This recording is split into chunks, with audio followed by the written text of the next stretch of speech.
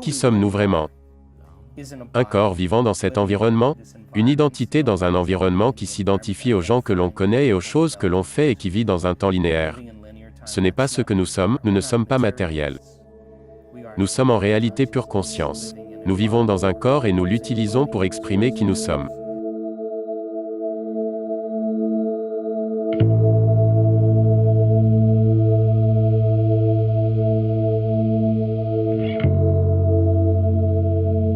Aujourd'hui nous parlerons du livre Rompre avec soi-même. Comment perdre son ancien moi pour se créer à nouveau. Dr Joe Dispenza, bienvenue. C'est un plaisir d'être avec vous, Héloïse. C'est un plaisir de vous inviter.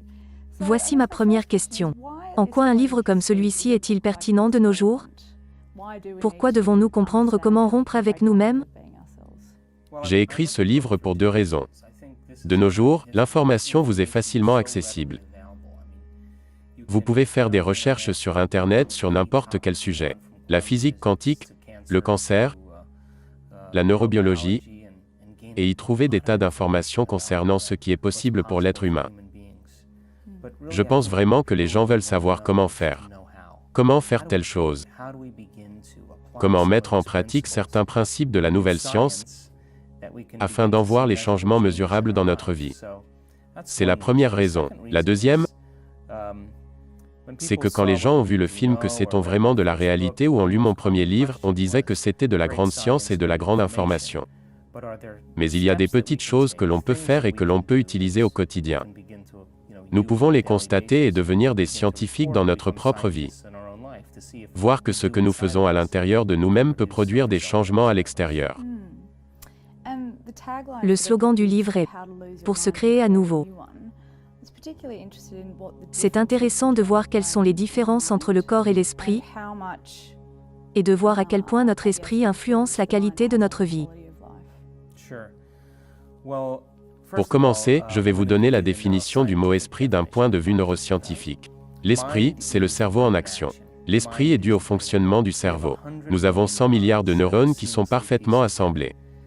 Si vous pouvez faire en sorte que ces neurones fonctionnent au travers de diverses séquences, avec différents modèles ou différentes combinaisons, vous créez alors un niveau de conscience différent.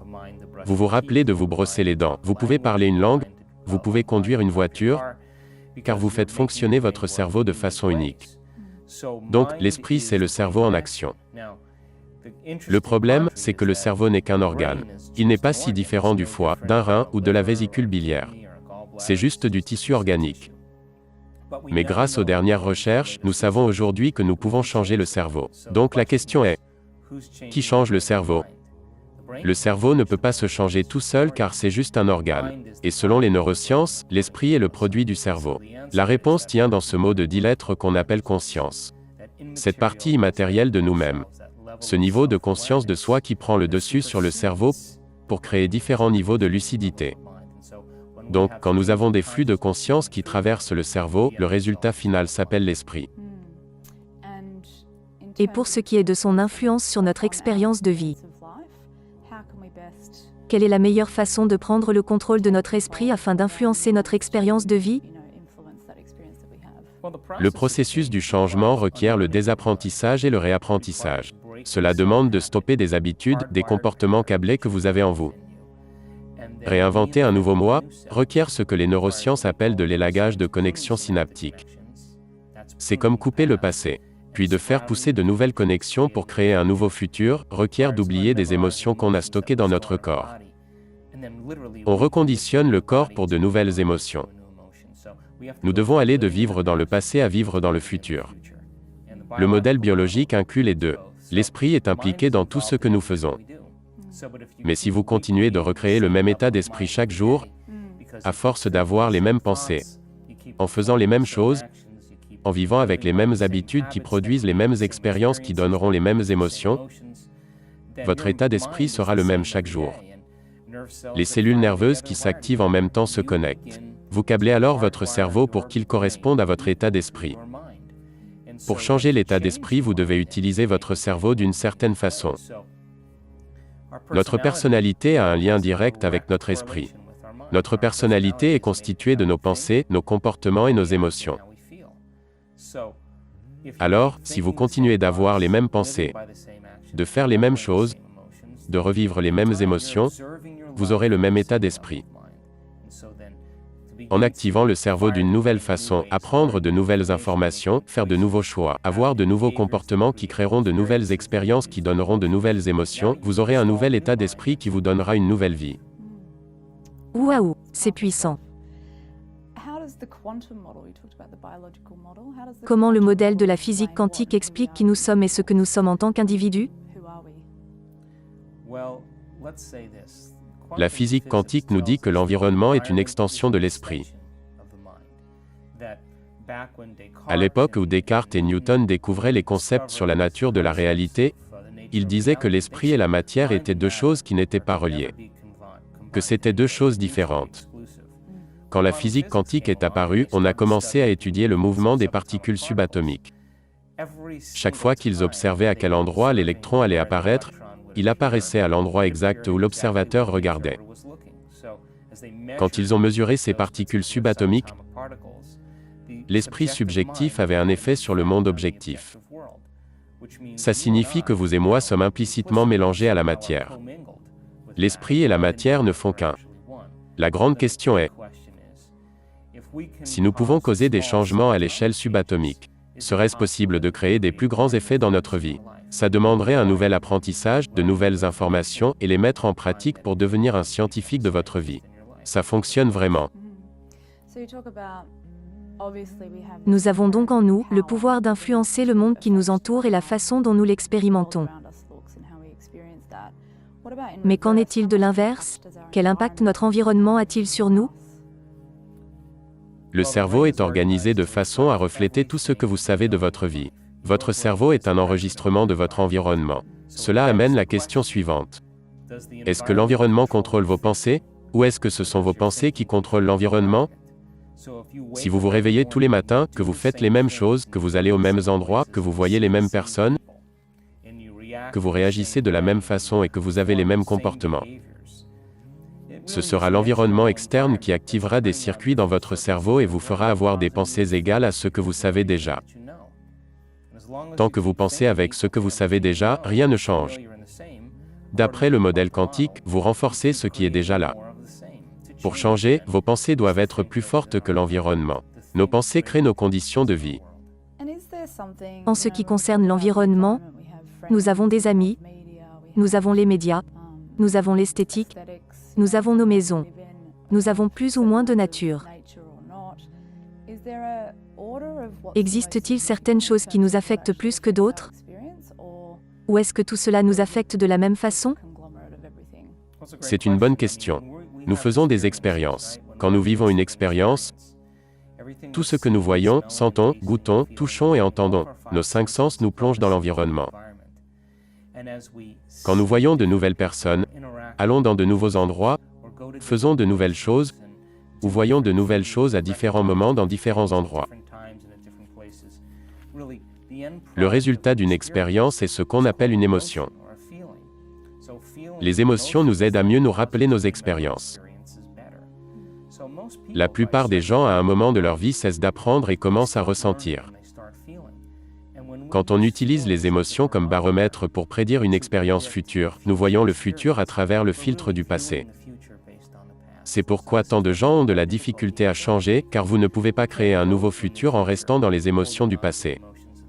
Vous devez les laisser tomber.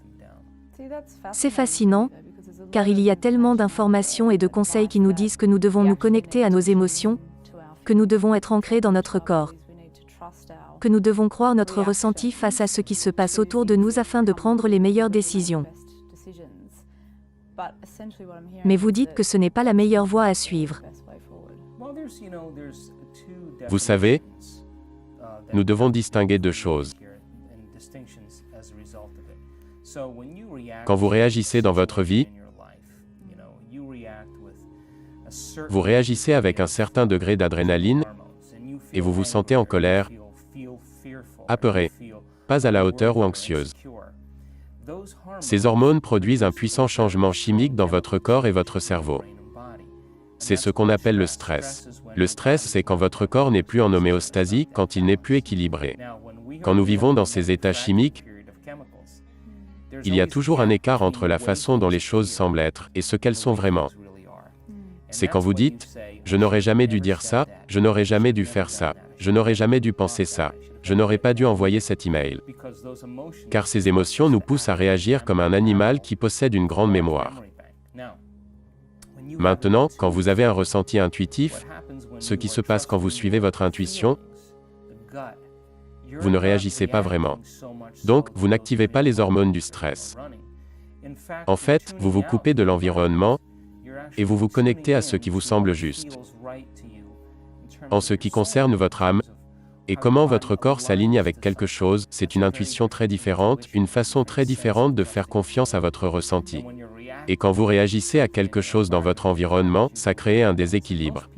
Nombreux sont ceux qui vivent dans cet état et ils appellent cela un état normal de conscience, mais c'est un état altéré de conscience. Ça nous amène à l'une des choses les plus puissantes de votre livre selon moi. Il s'agit de cette distinction entre vivre dans la survie et vivre dans la création.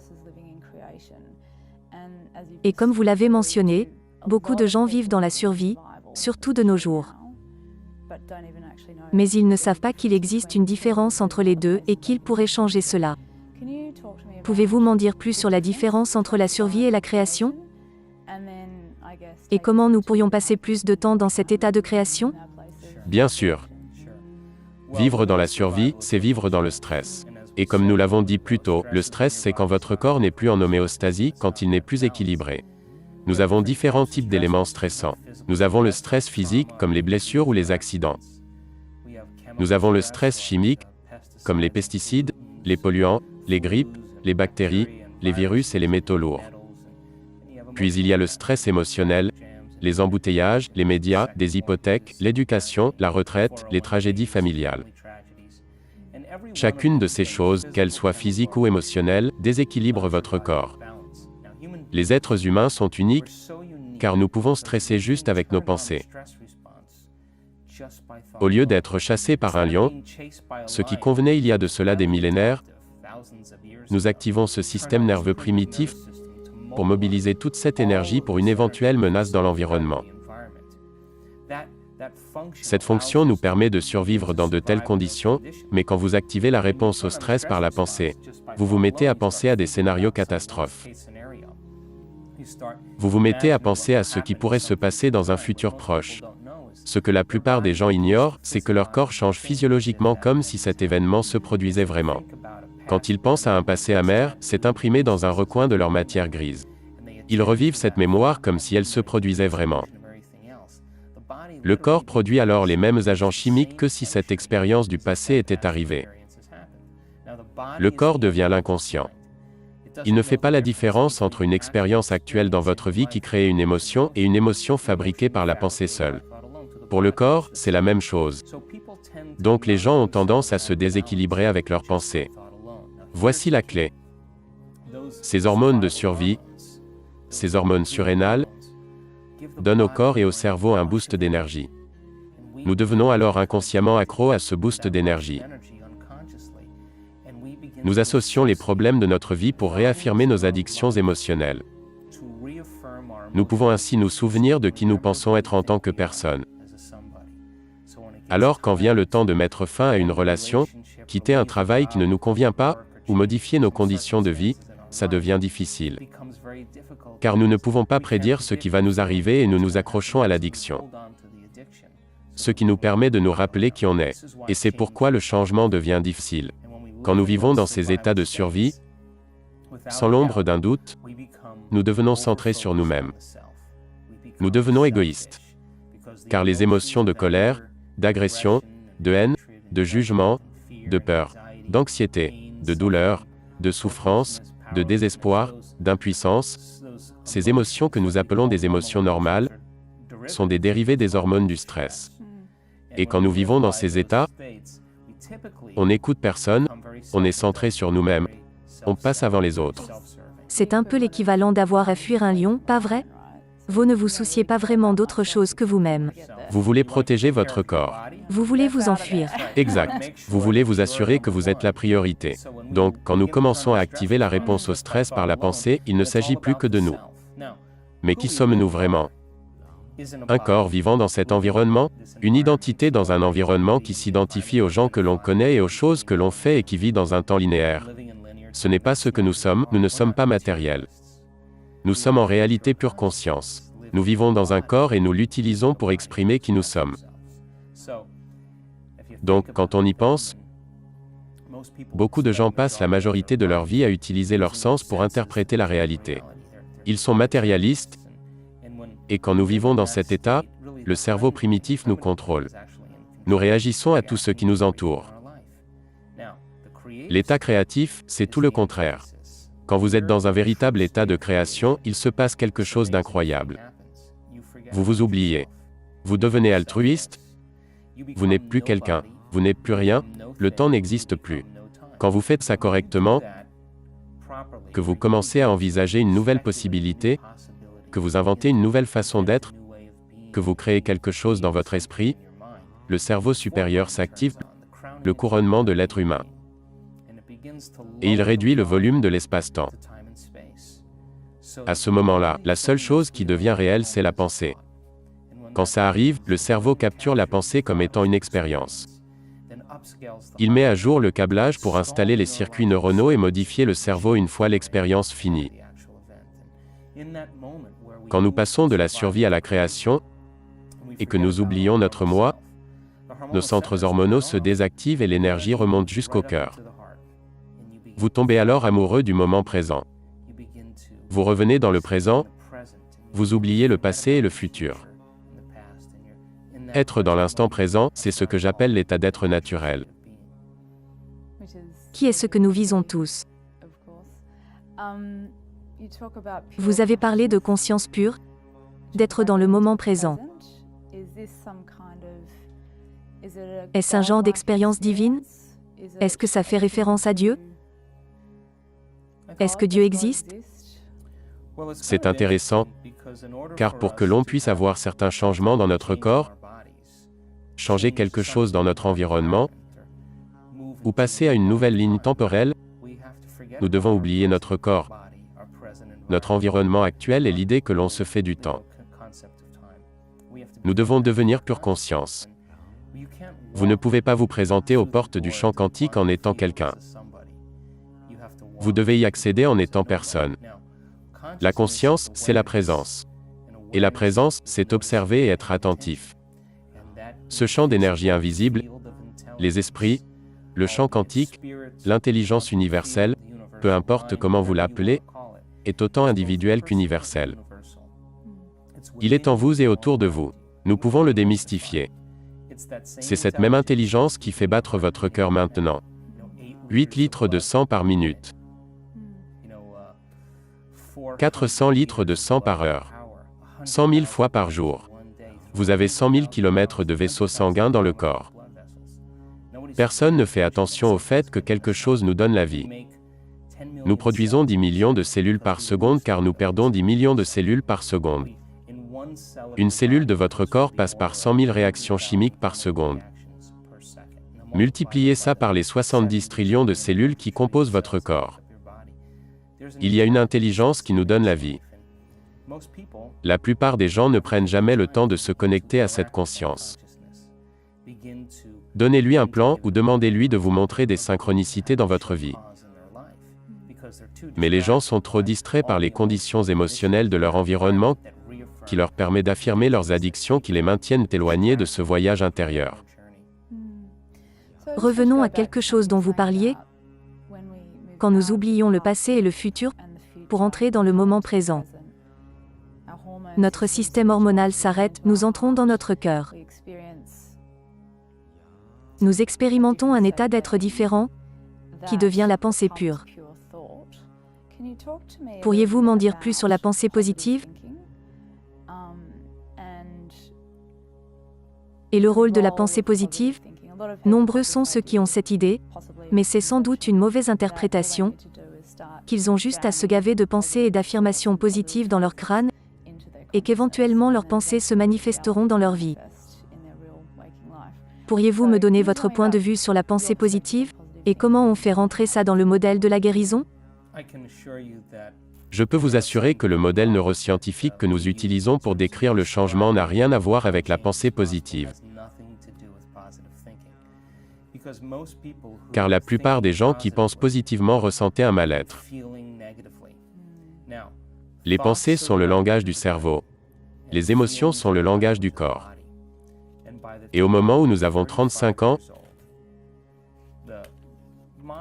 le modèle nous dit que notre personnalité est un ensemble de comportements et de réactions émotionnelles déterminés qui s'expriment en tant que programme subconscient. La personne qui essaie de penser positivement avec les 5% de son esprit conscient, mais qui s'est toujours senti mal inconsciemment lors des 30 dernières années, l'esprit et le corps sont en opposition. Quand vous accédez au moment présent, que vous êtes certain d'avoir une intention très claire, et que vous devenez amoureux, vous changez alors votre état d'être.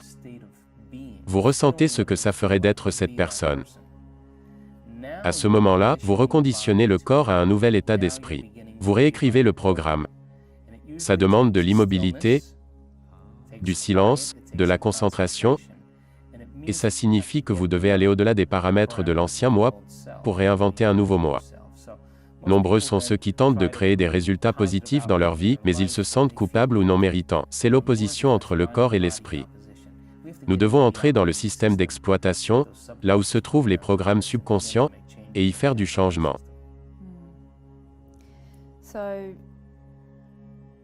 Vous êtes un grand fan de la méditation. À quelle fréquence méditez-vous? Et pendant combien de temps? J'ai médité pendant des années, et ce n'est pas quelque chose que je me dis que je dois faire. C'est quelque chose que j'aime faire. Car j'ai pu en voir les résultats dans ma vie et à l'intérieur de moi. Je me lève tôt le matin avant que le soleil se lève et avant que je prenne la route, vers 4h30 du matin. La chimie du cerveau est parfaite à cette heure. Je m'accorde 2 heures pour moi-même chaque matin. Je m'accorde 2 heures. Car il n'y a pas de téléphone, pas d'ordinateur, rien ne se passe dans votre monde. Et si vous pouviez créer dans cet espace, dans ce temps pur du jour avant que vous ne deviez vous lever, interagir, communiquer et faire les choses que vous faites toujours. Si vous vous réveillez le matin et que vous posez quelques questions vraiment importantes, quelle est la meilleure version de moi-même que je pourrais être aujourd'hui? J'aimerais me rappeler qui je veux être. J'aimerais devenir conscient de ces pensées, comportements et émotions inconscientes, qui n'échapperont pas à ma vigilance. Ça demande un peu de pratique. Mais je peux vous assurer que si vous vous levez en étant différent de quand vous vous étiez assis, en étant quelqu'un d'autre, alors vous émettrez une nouvelle signature électromagnétique qui influencera toutes les sphères de votre vie. Si vous vous levez en étant le même, vous ferez les mêmes choses, vous repenserez aux mêmes choses, vous aurez les mêmes actions, vous ressentirez les mêmes émotions tout en espérant que votre vie change un jour. Ça n'arrivera pas. Je m'accorde donc 2 heures. Je m'accorde 2 heures, car parfois ça me prend du temps avant de m'apaiser et d'entrer dans le moment présent. Je vous en ai parlé, car nous devons vraiment redescendre pour pouvoir reprogrammer le subconscient, car en restant éveillé, ça ne fonctionnera pas. Est-ce là le but de la méditation? La méditation a plusieurs buts. Le but principal de la méditation, c'est d'aller au-delà de l'esprit analytique. Il y a l'esprit conscient et le subconscient. Et ce qui sépare les deux, c'est l'esprit analytique. Voici ce que l'on sait grâce aux neurosciences. Pendant que nous parlons tous les deux, nous produisons des ondes cérébrales appelées ondes bêta. En ondes bêta, votre cerveau conscient crée du sens entre votre monde extérieur et votre monde intérieur. Vous faites des allers-retours. Vous traitez l'information dont nous parlons. Vous pensez au temps. Vous pensez à toutes ces différentes idées dans votre esprit. Votre cerveau s'active rapidement. Ce sont les ondes cérébrales bêta. Quand vous analysez les choses, votre cerveau reste à ce niveau. En ondes cérébrales bêta, le monde extérieur est plus réel que le monde intérieur. Quand vous fermez les yeux et que vous réduisez la quantité d'informations sensorielles qui arrivent au cerveau, vous ne voyez plus grand-chose, et si vous écoutez de la musique en fond sonore ou que vous êtes dans le silence, vous entendez moins, vous ne mangez pas, vous ne sentez rien. Naturellement, votre cerveau pensant, votre cerveau vigilant n'a plus à traiter toutes ces informations. Donc, il ralentit. Vous passez alors aux ondes cérébrales alpha. D'après les recherches, en ondes alpha, le monde intérieur est plus réel que le monde extérieur. Quand nous entrons en ondes alpha, nous passons de notre esprit conscient jusqu'au subconscient, là où se trouvent les programmes. Si vous êtes chanceux, vous pouvez passer aux ondes cérébrales θ. θ, c'est quand votre corps est endormi et que votre esprit reste conscient. Quand votre corps est endormi et que votre esprit est conscient, et habituellement le corps est l'esprit, alors votre corps n'est plus l'esprit car il est endormi et c'est comme ça que vous pouvez créer des changements instantanés. Je suis un peu confuse. Est-ce que le corps a pour but d'être l'esprit? Voici ce qu'est une habitude. Une habitude, c'est quand votre corps est l'esprit. Vous avez une pensée, la pensée produit une hormone et vous vous sentez d'une certaine façon. Donc, une pensée est égale à ce que vous ressentez. Autrement dit, si vous avez une pensée d'insécurité, vous commencerez à ressentir de l'insécurité. Quand vous ressentez de l'insécurité, cette émotion engendrera plus de pensées d'insécurité, ce qui vous fera vous sentir encore plus dans l'insécurité. La redondance de ce cycle dans le temps conditionne le corps à mémoriser l'insécurité mieux que ne le ferait l'esprit conscient. Quand le corps le sait mieux que l'esprit, c'est une habitude. La personne dit alors, je suis dans l'insécurité. Ce qui veut dire, mon corps et mon esprit sont alignés pour cette destinée. Mes pensées et mes émotions travaillent ensemble. L'insécurité existe dans le subconscient, elle existe dans le corps. Si la personne vit dans la peur, dans l'hypervigilance, ou l'insécurité, et qu'elle essaie de penser positivement, vous verrez à quel point l'émotion existe dans son subconscient. Donc, quand vous partez des ondes bêta, que vous allez au-delà de l'esprit analytique et que vous arrivez aux ondes alpha, vous entrez alors dans le système d'exploitation là où l'insécurité existe. Et vous pouvez commencer à y faire des changements. Vous comprenez? Maintenant, oui, ça a l'air d'être quelque chose de très puissant d'après ce que j'entends. J'avais prévenu mes abonnés que j'allais vous interviewer aujourd'hui. Nous avons eu des tas et des tas de questions, alors je ne vais pas toutes les poser, mais j'en ai choisi quelques-unes. L'une d'elles vient de Malcolm McLeod de Queensland. Il mentionne une de vos citations issues du film Que sait-on vraiment de la réalité, qui est « Je me lève et je crée ma journée ». Il demande si en faisant ça on ne limite pas ce que l'univers pourrait créer pour nous. Est-ce qu'on ne fait pas obstacle à son potentiel? Excellente question. Si vous repensez à ce que j'ai dit dans le film, ce que j'ai est le produit de ma création. J'y ai dit que quand je prends le temps d'imiter le Créateur, en tant qu'observateur de ma destinée, si par chance j'entre en contact avec vous et que je vous imite, alors donnez-moi un signe pour montrer que vous avez prêté attention à mes efforts. Et manifestez-le de la façon la plus inattendue qui soit. Pourquoi d'une façon inattendue pour moi? Car si je peux l'anticiper, il n'y aura rien de nouveau. Une façon qui me surprenne et ne laisse aucun doute sur le fait que ce que j'ai changé en moi a produit des résultats à l'extérieur afin de me donner la motivation de le refaire à nouveau. Il y a donc un équilibre délicat entre l'intention et le lâcher-prise. L'intention, c'est de savoir clairement ce que l'on veut en ayant cet état d'être. Le lâcher-prise, c'est laisser les détails à un esprit supérieur. Je sais qu'à un moment précis quelque chose se produira. Mais quand et comment ça va arriver ne me concerne pas. Ce sont les détails de mon interaction avec cette intelligence supérieure. En fait, des recherches ont été faites sur la physiologie du chatouillement. Vous ne pouvez pas être chatouillé si vous savez d'avance où et quand vous allez être chatouillé. Il doit y avoir un élément de surprise. L'univers veut nous chatouiller, alors laissez les détails à l'esprit supérieur, et laissez-le s'occuper des formalités. J'adore cette analogie. Mon fils essaie constamment de me chatouiller. Et il ne peut plus m'avoir car je connais tous ces trucs. C'est bien vrai. Belinda Donald de Melbourne, elle est intéressée par le changement que provoquent la technologie et les médias sociaux sur notre façon de penser. Particulièrement la jeune génération qui n'a pas connu d'autre façon de vivre ou de consommer les médias.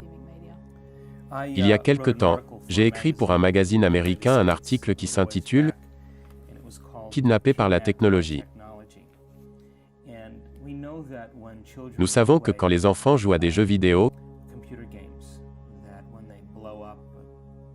qu'ils font exploser une tour, qu'ils tirent sur quelqu'un, lui mettent un coup de poing, ou finissent un niveau, il y a une libération de dopamine dans leur cerveau. La dopamine est l'hormone du plaisir. Et quand ils libèrent cette hormone après avoir surmonté un obstacle, le fait que la libération de dopamine se répète dans le temps, cette poussée d'hormones provoque la désensibilisation des sites récepteurs des cellules du cerveau. Ça signifie que les centres du plaisir dans le cerveau se recalibrent pour un niveau supérieur. Ils ont donc besoin de jouer plus pour recevoir la même dose qu'ils ont reçue la dernière fois. Ça ressemble à une addiction, car à mesure que les centres du plaisir augmentent, cela prend plus de quelque chose pour les activer à nouveau. Mais il faut savoir qu'en l'absence de jeux vidéo, ils ne peuvent pas avoir de plaisir avec autre chose. Ils ont combattu une nation ou détruit une armée entière. Et vous dites à votre fils, « Pourquoi n'irais-tu pas voir ton grand-père ? Veux-tu aller promener le chien ? Ou encore, allons voir un coucher de soleil. » Ils vous répondront que c'est ennuyeux. Car leur centre du plaisir est maintenant tellement élevé qu'ils ne peuvent plus avoir de plaisir avec quoi que ce soit. Apprendre devrait être une récompense en soi. C'est ce que le cerveau adore faire. Il adore faire de nouvelles connexions et il y a une libération d'énergie quand ça se produit. Si un enfant joue toujours à des jeux vidéo le matin avant d'aller à l'école, il ne peut plus activer son cerveau, car plus rien ne peut stimuler son cerveau autant que le feraient les jeux vidéo. La seule chose qu'il peut faire pour activer son cerveau, c'est de s'attirer des ennuis, ou de jouer la comédie. Car quand il fait ça, il produit une poussée d'adrénaline. Toute cette épinéphrine est sécrétée dans son corps et pendant un moment et ça lui donnera un moment de vigilance accrue. Mais nous savons aujourd'hui que l'adrénaline active le cerveau primitif. Le lobe frontal se désactive et nous avons de sérieux problèmes d'attention.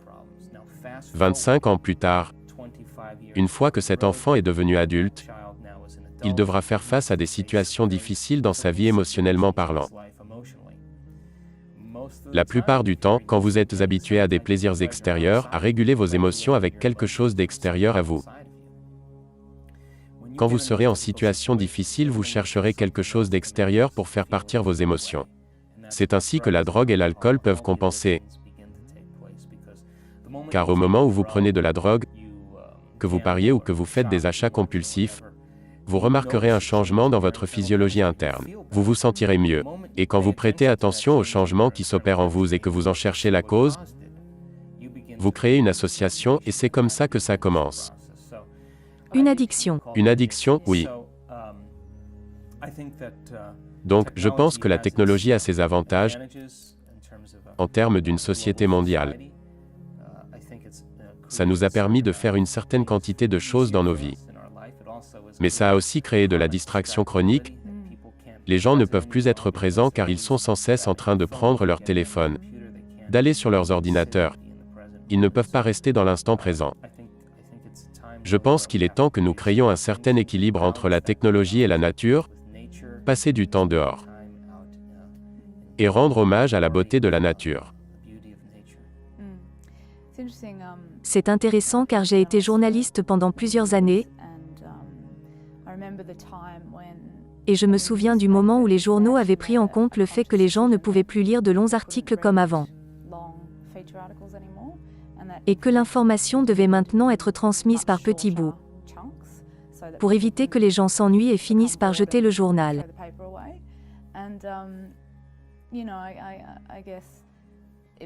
La question de Belinda amène une autre question. Le fait que nous soyons constamment sur les réseaux sociaux, nous lisons une phrase par-ci, nous voyons une image par-là, puis nous avons une conversation rapide. Le multitâche. Le multitâche. Ce que les femmes maîtrisent apparemment. Le cerveau des femmes est câblé pour ça. Oui, mais est-ce que ça ne nous rendrait pas stupides au final? Tout ce que vous faites encore et encore crée une habitude. Donc, si votre capacité d'attention ne dure que 10 ou 15 secondes avant que vous ne passiez à autre chose, si vous faites ça tous les jours, vous câblerez cette habitude dans votre cerveau. Si vous devez prêter attention et apprendre quelque chose, des pensées telles que « je n'ai pas le temps pour ça » arriveront. Vous retournerez alors vers ces choses que vous considérez comme importantes, et c'est à ce moment-là que vous cessez d'apprendre et serez dans l'émotion. Vous êtes maintenant dans le passé. Intéressant. J'ai une autre question de Cameron Craig de Sydney. Il parle de ce que votre livre aborde comme sujet à propos du fait que l'on peut guérir d'une blessure sévère de la colonne vertébrale grâce à des pensées et des images positives. Avez-vous entendu beaucoup d'histoires de personnes qui ont suivi votre chemin et ont réussi à guérir aussi bien que vous? Je ne me suis pas guéri avec des pensées positives, soyez-en sûrs.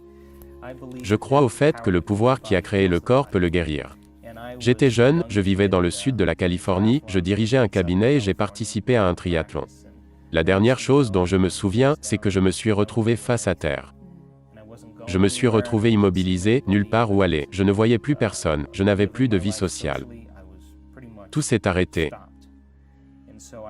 Alors je me suis dit que je n'avais rien d'autre à faire et que si cette intelligence existait, j'allais entrer en contact avec elle. Je me fiche du temps que ça prendra, si c'est vrai je veux une preuve. J'ai commencé à mettre en pratique quelques principes et je me suis dit que la conscience c'est la présence. Et la présence c'est observer et être attentif.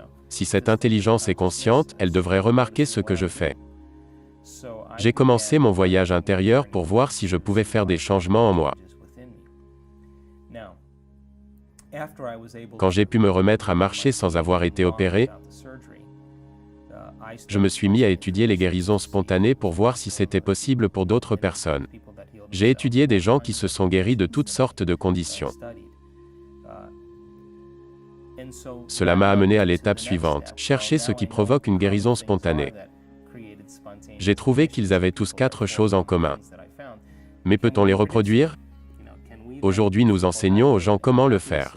Et je suis heureux de dire que nous avons vu des résultats spectaculaires quand on utilise les principes que l'on enseigne dans nos ateliers. Il y avait un homme, il était en fauteuil roulant, et il était paralysé du nez jusqu'en bas. Il a énormément appliqué ce principe que j'appelle la répétition mentale, pour recabler son cerveau et reconditionner son corps à un nouvel état d'esprit. En 3 ans, il a été capable de passer de l'état de ne plus rien pouvoir bouger sauf ses yeux, à l'état actuel qui lui permet de manger tout seul, d'utiliser ses bras et ses mains et d'utiliser sa vessie et ses intestins. L'été dernier, il m'a envoyé une vidéo de lui se tenant debout pour la première fois. Il ne marche pas encore, mais il est certainement en train de récupérer beaucoup de choses. Même si ça semble impossible, les miracles sont toujours quelque chose de non conventionnel.